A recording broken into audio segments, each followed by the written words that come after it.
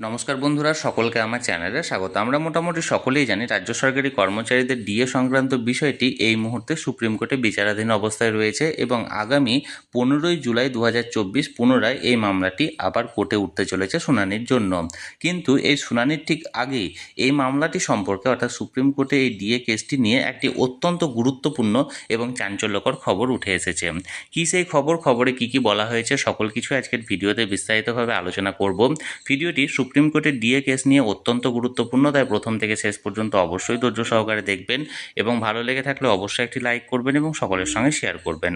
আর সেই সাথে এই চ্যানেলে যদি প্রথমবার হয়ে থাকেন এই রকমের ইনফরমেটিভ ভিডিও আরও দেখার জন্য যারা এখনও পর্যন্ত এই চ্যানেলটিকে সাবস্ক্রাইব করেননি তারা অবশ্যই চ্যানেলটিকে সাবস্ক্রাইব করে নিতে ভুলবেন না।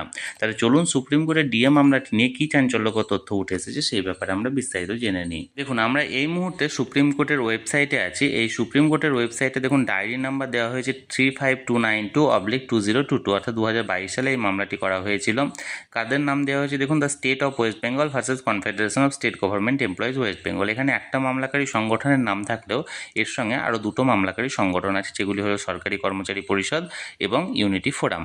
এবার যে বিষয়টি দেখুন, কেস নাম্বার এখানে দেওয়া হয়েছে special leave petition SLP number দিয়ে যে নাম্বারটা দেওয়া হয়েছে এবং রেজিস্টার অন 6/12/2022, অর্থাৎ 6ই ডিসেম্বর 2022 এই মামলাটি রেজিস্টার করা হয়েছিল।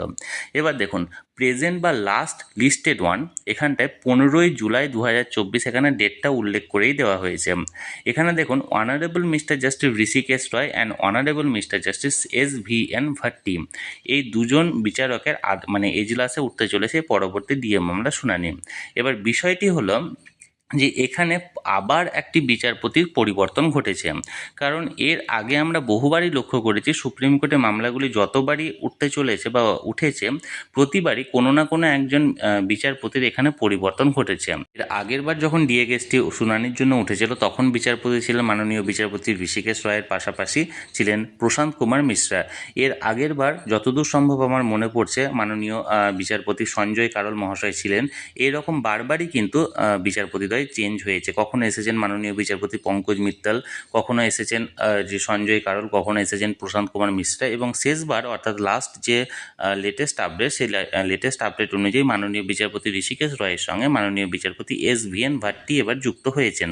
এটা গেল প্রথম বিষয়, যে বিচারপতিদ্বয়ের আগের যে লিস্টেড ছিল বা আগের যে শুনানি হয়েছিল সেই শুনানি থেকে পরিবর্তন ঘটেছে।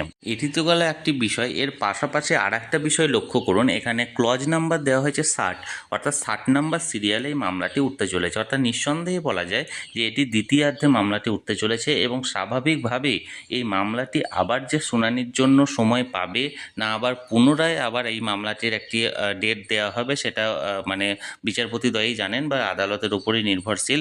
কিন্তু আমরা যতবারই দেখেছি ততবারই লক্ষ্য করেছি যে এই মামলাটি যতবারই সেকেন্ডার্ধে উঠেছে, অর্থাৎ 50, 52, 55, 60 যখনই সিরিয়াল নাম্বার এসেছে তখনই কিন্তু এই মামলাটি শুনানির জন্য সময় পাওয়া হয়ে ওঠেনি এবং বারবারই আবেদন করা হয়েছিল সুপ্রিম কোর্টে আবেদন করা হয়েছিল যে মামলাটি যেন প্রথমার্ধে শুনানি করা হয় এবং প্রথম দিকে সিরিয়াল নাম্বারটি থাকে।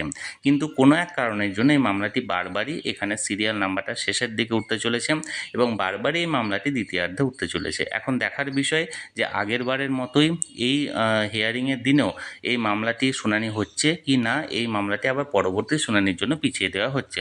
যে কোনো আপডেট যে কোনো সময় পাওয়া মাত্র আমি সরাসরি এই চ্যানেলে শেয়ার করে দেবো ভিডিওর মাধ্যমে, তাই যে কোনো আপডেট সরাসরি দেখার জন্য চ্যানেলটিকে অবশ্যই সাবস্ক্রাইব করে রাখুন। আর এই ভিডিওটি ভালো লেগে থাকলে অবশ্যই একটি লাইক করুন এবং সকলের সঙ্গে শেয়ার করুন। ধন্যবাদ, দেখা হচ্ছে পরের ভিডিওতে।